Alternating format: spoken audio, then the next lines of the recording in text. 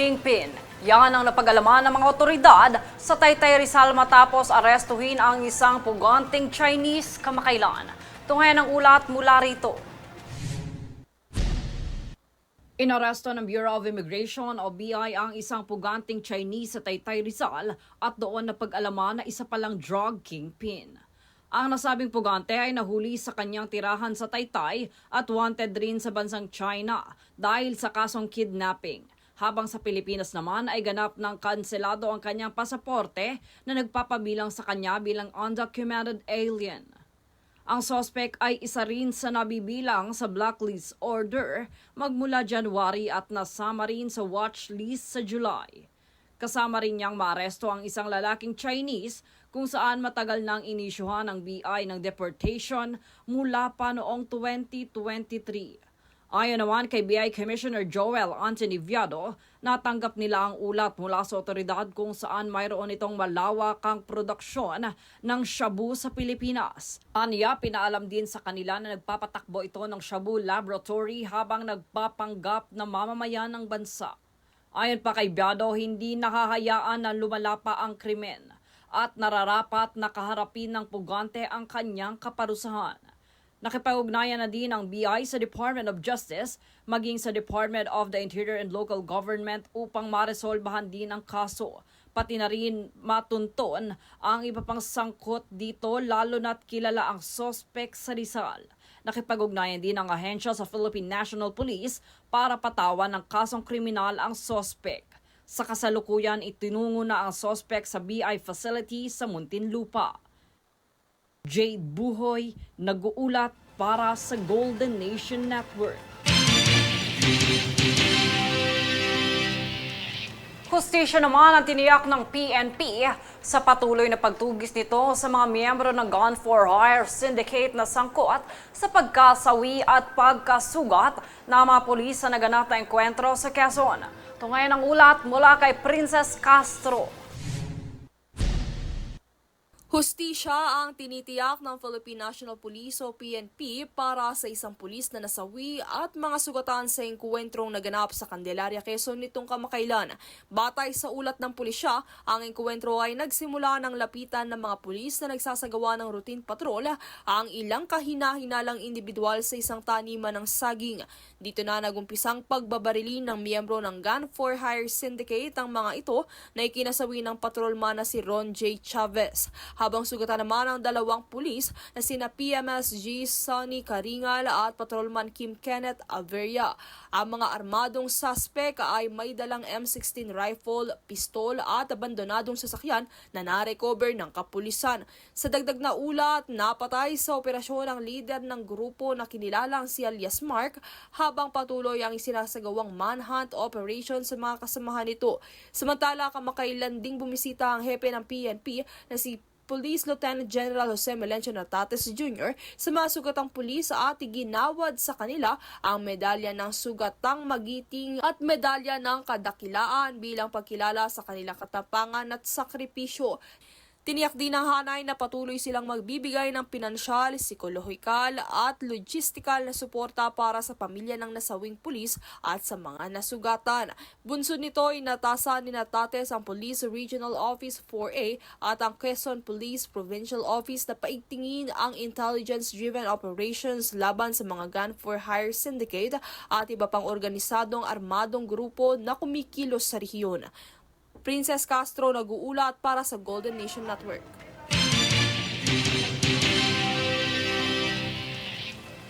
Sa iba pang balita, tampok ang mga tradisyonal na pistang Pinoy theme sa ginanap na Christmas party celebration ng First Global Conglomerates ng OFGC sa Carmona, Cavite nitong Lunes, kung saan idinaos din ang taunang gift giving para sa mga bata. Para sa detalye, tunghayan ang ulat ni Jovi Rodriguez. Ibinida ng First Global Conglomerates o FGC ang pistang Pinoy Christmas Party theme sa taunang selebrasyon na ginanap sa Carmona, Cavite nitong Lunes. Dinaluhan ng kaganapan ng FGC Board of Directors kabilang si Consul General and Chairman Board Philip Jen Chen at si former Senator Gringo Honasan na masayang nakiisa sa pagdiriwang. Anyway, Merry Christmas and Happy New Year. Let's get together for party for next year. Samantala, nagpasiklaban ng iba't ibang departments ng FCG sa makukulay ng mga Filipiniana, barong at mga malikhaing kasuotan. Malikhain ring ipinakita ang tradisyonal na pagdiriwang ng mga Pinoy tuwing kapistahan. Ilang mga kilalang kapistahan sa buong bansa ang ipinarada ng mga empleyado sa Christmas celebration, kabilang na ang Mascara Festival ng Bacolod City, Ati-Atihan Festival ng Aklan, Panagbenga Festival ng Baguio City, Pinta Flores Festival ng San Carlos City, Sinulog Festival ng Cebu at Pahiyas Festival naman ng Quezon Province. Sa kabilang banda, hindi lamang sa selebrasyon ang kasiyahan ng lahat dahil idinaos din ang taunang gift giving para sa mga bata. Pinangunahan ni Consul General and Chairman Philip J. Chen ang naturang gift giving. Taon-taon ay nakakatanggap ang ilang mga bata na ito ng maagang pamasko mula sa FGC. Samantala, 2 rising Viva artists naman ang nakisaya rin sa naturang selebrasyon, kabilang si Atasca Mercado at Sam Shove. Bago matapos ang selebrasyon, tampok rin ang raffle draw na papremyo sa mga empleyadong lumahok sa kaganapan kasama ang libo-libong cash prizes, pati na rin ang mga appliances na naipamahagi at naiuwi sa mga maswerteng nanalo. Jovi Rodriguez, nag-uulat para sa Golden Nation Network.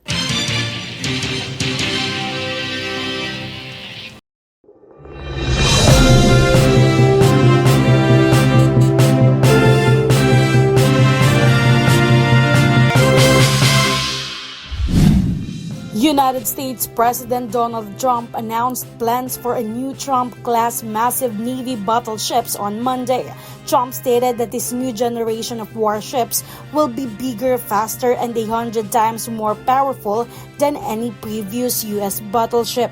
As Commander-in-Chief, it's my great honor to announce that I have approved a plan for the Navy to begin the construction of 2 brand new, very large, the largest we've ever built, battleships. We haven't built a battleship since 1994. These cutting-edge vessels will be some of the most lethal surface warfare ships. They will be actually the most ever built other than our submarines. We have submarines which will have, in many ways, even more lethality, and we have many of them under construction.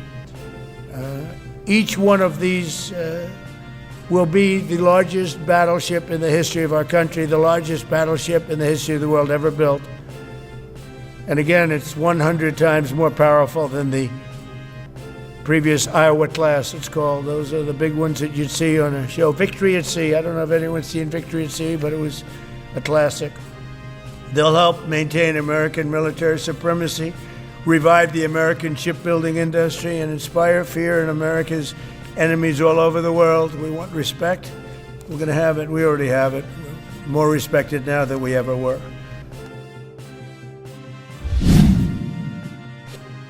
U.S. President Donald Trump said the United States needed Greenland for national protection after appointing a special envoy, Jeff Randry, to the island. However, the move was not well received too by Greenland's Prime Minister Jens Frederik Nielsen, who said he would seek an explanation from the U.S. ambassador, stressing that the island must decide its own future and that its territorial integrity must be respected. He's a great guy. He's a deal guy. He's a deal maker type guy. And we need it for national protection. We need Greenland for national protection. They have a very small population. We need Greenland for national security.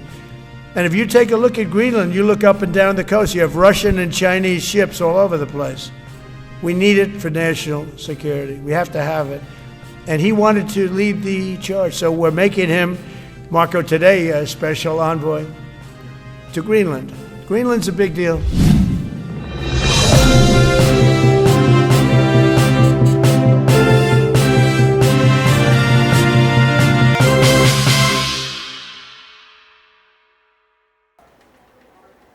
At narito ang recap ng mga nagbabagang balita ngayon. Sa ulo ng mga balita, presyo ng produktong petrolyo, rollback ngayong Christmas week. Seguridad sa mga transportation hub, pinaigting ng kapulisan. Kalidad ng mga infrastruktura sa 2026, tiniyak ng DPWH.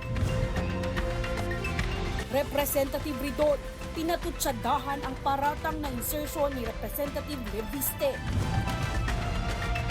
Puganteng Chinese na pag-alamang drug kingpin sa Rizal. At hustisya para sa mga kapulisang nasawi at sugatan sa engkwentro sa Quezon, ipinangako ng PNP. Patas at pantay na balita, komprehensibong ulat para sa pulso ng masa. Ito ang News Force.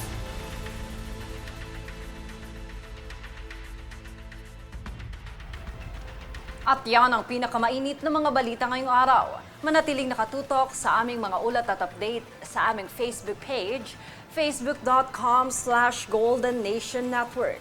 At mag-subscribe sa aming YouTube account, youtube.com/Golden Nation Network. At 2 days na lang, Pasko na. Ako si Jade Buhoy at itong News Force.